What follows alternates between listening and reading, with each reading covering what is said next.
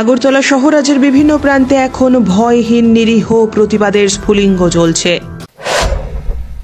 রাজ্যের হিন্দুবাদী দল বিজেপিকে খুশি করতে সবার চোখ এখন পদ্মা পারে। ওপারের হিন্দু নির্যাতন নিয়ে সরব এপারের ধান্দাবাজ মানুষ। নিশ্চয়ই প্রতিবাদের ঝড় ওঠা বাঞ্ছনীয়। কিন্তু রাজ্যের গন্ডাছড়ায় সনাতনী বাঙালি শরণার্থীদের জন্য কারুর প্রাণ কাঁদছে না কেন? গন্ডাছড়ার শরণার্থীদের জন্য রাজপথে নেই একটিও মিছিল। তাদের জন্য চিৎকার করলেই যে দেখতে হবে রাজনীতির রক্তচক্ষু। আবার নিবিড় সম্পর্ক ছিন্ন হবে জনজাতি সম্প্রদায়ের নেতাদের সঙ্গে। তাই নিজের ঘরের মানুষ জ্বলে পুড়ে ছাই হলেও তাতে নেই কোনো ভ্রুক্ষেপ। কেননা এই আগুনের লেলিহান শিখায় উষ্ণতা তো লাগেনি শহরের বাবুদের ঘরের ছাউনিতে। কিন্তু রাজনীতির বিষ্ঠা তো হাতছাড়া করা যাবে না। এই বিষ্ঠা পাওয়ার জন্য সবার মধ্যেই এখন চাগার দিয়েছে হিন্দু দরদ। আগরতলা থেকে রাজ্যের বিভিন্ন প্রান্তে এই চিত্র পরিষ্কার।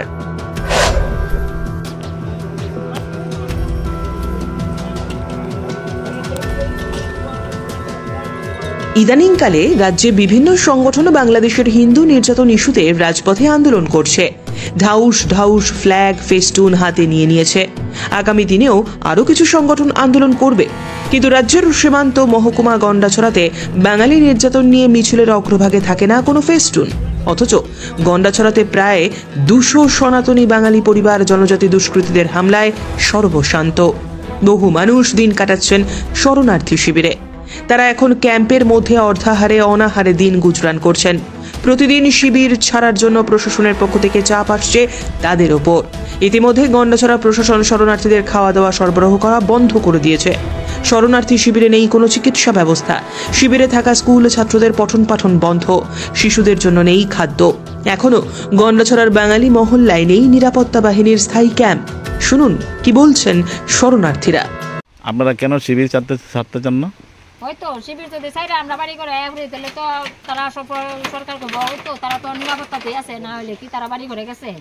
এই কারণে আমরা শিবির ছাড়তাম চাই না। আমরা যতদিন পর্যন্ত নিরাপত্তা না পাইছি বা ক্যাম্প না হয়েছে অতদিন আমরা শিবির ছাইরা আমরা আইতাম। তো খাওয়া দাওয়া তো ওখানে কি সরকার খাওয়া দাওয়ার ব্যবস্থা করে? এখন না, সরকার খাওয়া দাওয়ার ব্যবস্থা করে না। আমরা বাড়ি ঘর থেকে যতটুকু যায় আছে এদিকে আর আমরা মানুষের যেটা সাহায্য করে গেছে এটা দিয়ে এখন আমরা অন্তত কালি ভাত রান্না করি আমরা খাইতেছি। কিন্তু সবজি নাই, দিনে একবেলা কষ্ট মষ্ট করে বাড়ি করতে এনে 1-2টা লাকড়ি টাকায় ভাতা টাতা দিয়ে এখান দিয়ে শুধু কালি ভাত রান্না। আর অনেকে আইলে বাড়ি করো যারা আইয়ে ওই সময় ঘরের থেকে কিছু টুকাই সবজি নেয়। এমন ভাবে চলছে। এমন ভাবে তো কইতে গেলে আস্তা শুধু কালি ভাত, সবজি নাই। এক সপ্তাহ হয়েছে শুধু কালি ভাত। আর অতদিন শুধু ডাইল আর সোয়াবিন আসলো অতদিন ধরে। আর ওখানে শুধু কালি ভাত। এরপরে তো লাকড়ি নাই, জলের কোনো ব্যবস্থা নাই, খাওয়ার জল নাই।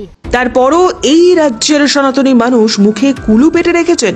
তাদের কাছে গন্ডাছড়া থেকে বেশি প্রাধান্য পাচ্ছে ওপারের বাংলাদেশ। হায় রে, এরা যে ভেগধারী সনাতনী তাতে কোনো সন্দেহ নেই।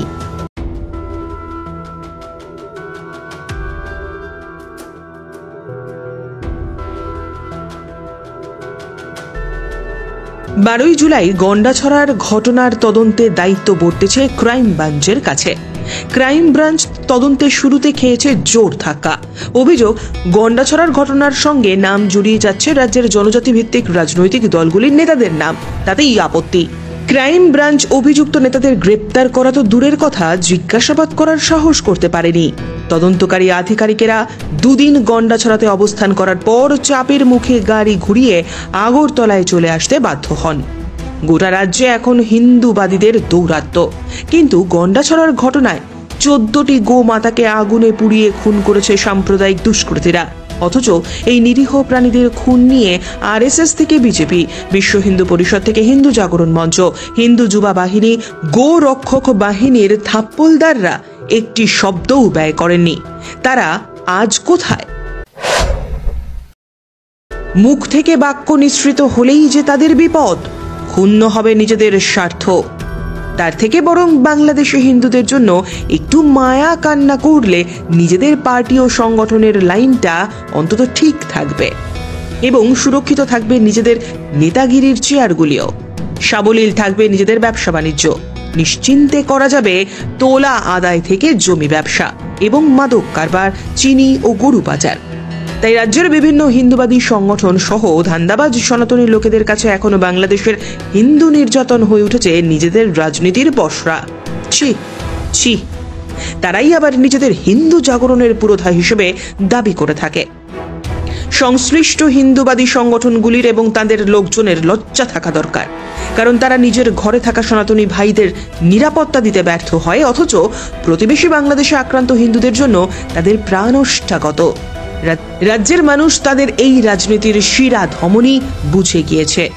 হিন্দু ও হিন্দুত্ববাদের নামে গৈরিক সংগঠনগুলি শুধুমাত্র নিজেদের আখির গোছানো ছাড়া আর কিছুই করছে না।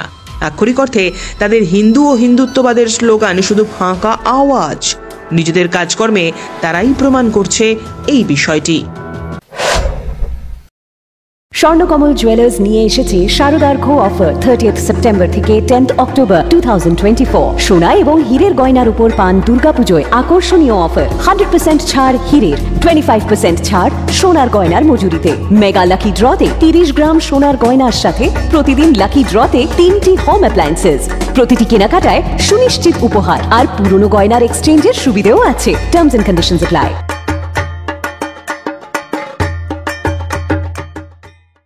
Bureau report, JM24 news.